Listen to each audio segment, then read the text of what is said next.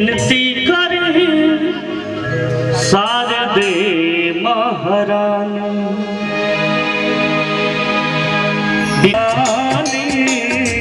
तोहरे चरण में सिर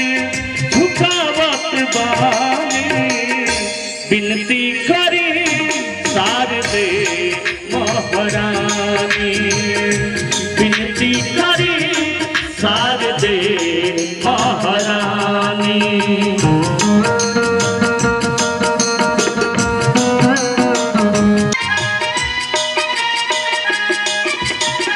हंस के सवारी मैया तीरा के बजावेलू लड़का बोलावेला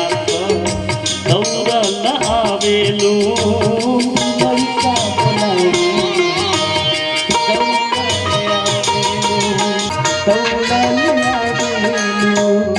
बेदवा पुराण तहर महिमा बखानी बेदवा पुराण तहर महिमा बखानी तहरे चरण में सिर झुकावत बानी विनती करी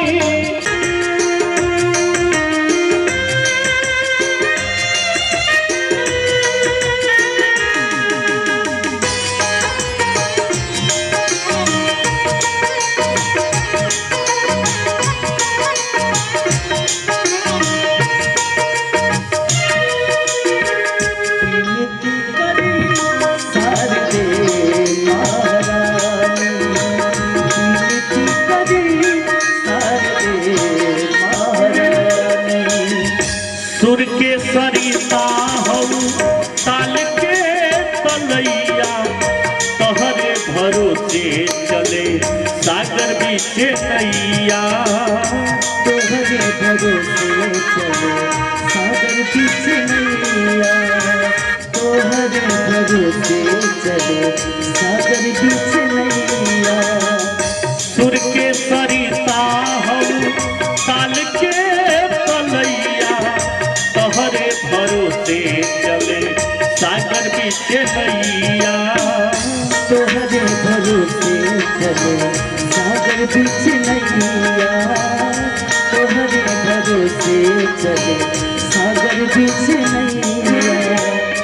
लड़का नदान कितना महिमा बखानी लड़का नदान कितना महिमा बखानी तोहरे चरण में सिर